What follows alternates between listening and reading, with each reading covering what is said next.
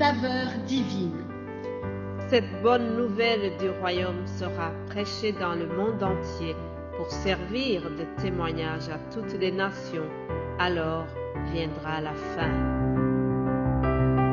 Ce pain céleste vous est présenté par Immaculée Niraneza. Shalom, shalom, mes bien-aimés qui écoutent l'émission Saveur divine. Que le bonheur et la grâce de notre Seigneur soient avec vous. Voici encore un jour qui se lève. Je prie que cette journée soit pour nous un sujet d'allégresse et de joie. Le jour se lève ici en Belgique, mais je n'ignore pas que certains de nos amis qui nous écoutent sont aussi en plein milieu de la nuit. Mais partout où vous êtes, je suis convaincue que notre Dieu est omniprésent. Je prie qu'il nous bénisse ensemble. Alors, hier, je vous ai parlé de Corneille. Dieu était fier de Corneille. Dieu a entendu ses prières. Il s'est souvenu de ses bonnes œuvres et il a envoyé Pierre pour aller dans sa maison. Et toute la famille de Corneille a reçu Jésus-Christ. Ils ont reçu l'onction du Saint-Esprit. C'était une grande fête. Alléluia. Voyez ce que ça donne lorsque Dieu est fier de nous.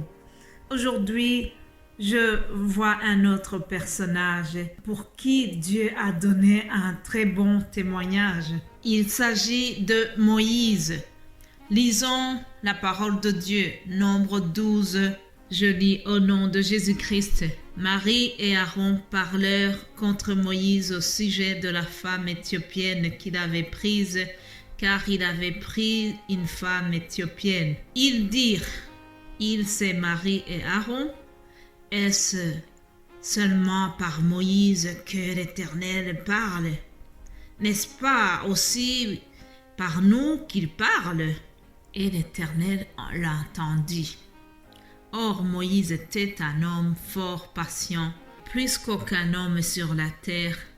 Soudain l'Éternel dit à Moïse, à Aaron et Marie, « Allez vous trois à la tente d'assignation. » Et ils y allèrent tous les trois. L'Éternel descendit dans la colonne de nuée et se tient à l'entrée de la tente. Il appela Aaron et Marie qui s'avancèrent tous les deux. Et il dit, « Écoutez bien mes paroles. Lorsqu'il y aura parmi vous un prophète, c'est dans une vision que moi, l'Éternel, je me révélerai à lui. C'est dans un songe que je lui parlerai. Il n'en est pas ainsi de mon serviteur Moïse. Il est fidèle dans toute ma maison. Je lui parle bouche à bouche. Je me révèle à lui sans énigme, et il voit une présentation de l'Éternel. Pourquoi donc n'avez-vous pas craint de parler contre mon serviteur, contre Moïse? La colère de l'Éternel s'enflamma contre eux. Autrement dit, la colère de Dieu s'enflamma contre Aaron et Marie, parce qu'ils venaient de parler du mal de Moïse, le serviteur de Dieu.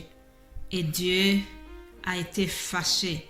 Dieu est venu à la défense de Moïse. Mon frère, ma sœur, lorsque Dieu est fier de nous, il vient à notre défense.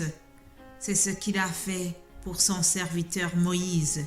Au verset 2, nous voyons que Marie et Aaron ont été médisants à l'égard de Moïse. Alors, ils pensaient qu'ils sont entre les deux et que les portes sont bien fermées, les fenêtres sont bien fermées. Il n'y a personne qui les écoute.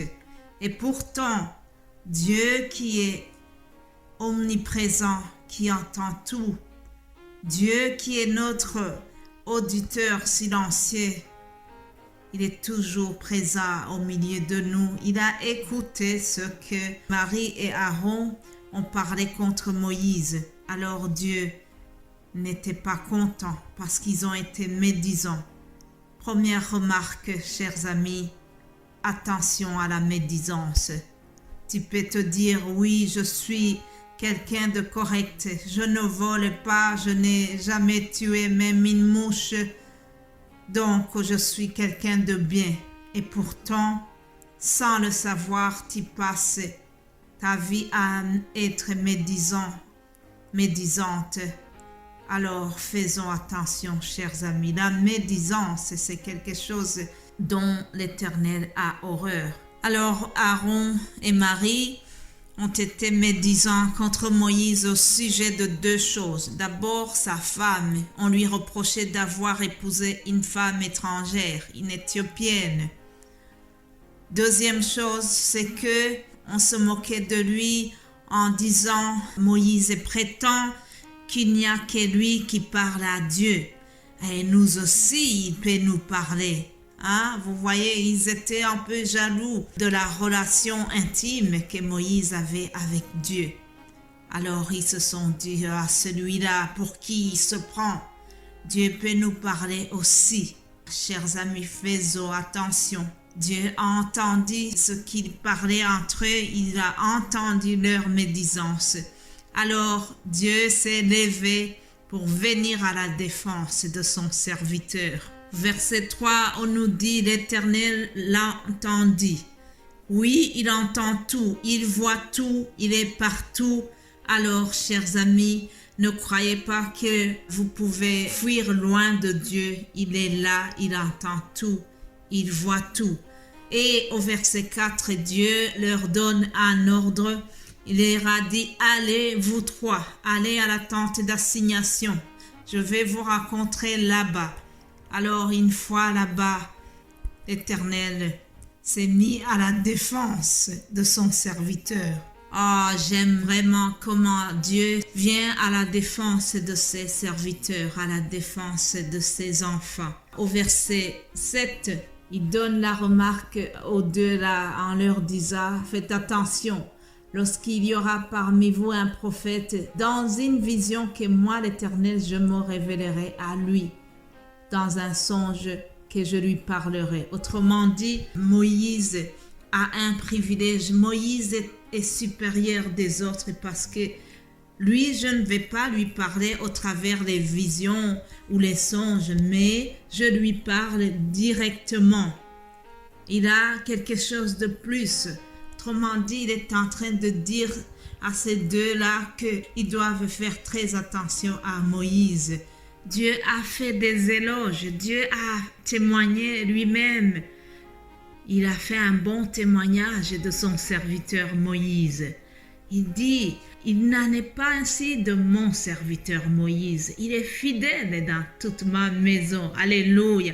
Je prie que l'Éternel puisse donner un bon témoignage, qu'il puisse être fier de nous jusqu'à témoigner comme ça, comme il a témoigné en faveur de Moïse. Alors il dit, je me révèle à lui sans énigme. Autrement dit, sa relation avec moi est spéciale. Faites attention à lui. Voilà, il est en train de défendre son serviteur parce qu'il est fier de lui, parce qu'il sait comment il a bien mené l'opération qu'il lui a donnée lorsqu'il est parti délivrer l'Israël, comment il s'est tenu devant Pharaon. L'Éternel se souvient de tout cela. Il voit comment Moïse a été patient lorsque le peuple le malmenait. Et l'Éternel se souvient de tout cela. Il vient à sa défense. Alléluia. Alors la suite du récit, c'est que Myriam a eu la punition. Il a été frappé de la lèpre. La Bible ne nous dit pas pourquoi ça a été seulement Marie ou Myriam qui a été punie. Je ne vois pas la punition de Aaron. Cependant, ce que je vais noter, c'est que, chers amis, nous devons faire attention. Ne soyons pas médisants. L'apôtre Jacques a écrit quelque chose que j'aime beaucoup. Il voulait nous exhorter à propos de la médisance. Jacques 3,10, il pose la question suivante. De la même bouche sortent la bénédiction et la malédiction. Il ne faut pas, mes frères, qu'il en soit ainsi. La source fait-elle jaillir par la même ouverture l'eau douce et l'eau amère? Ça, c'est la question que je vous laisse. Mes bien-aimés de Dieu, que de notre bouche sortent seulement des paroles qui bénissent les autres, des paroles qui édifient les autres. Faisons attention, ne soyons pas médisants. Pour que Dieu soit vraiment fier de nous, il faut que nous puissions aussi surveiller notre bouche. Soyez bénis au nom de Jésus-Christ. Amen.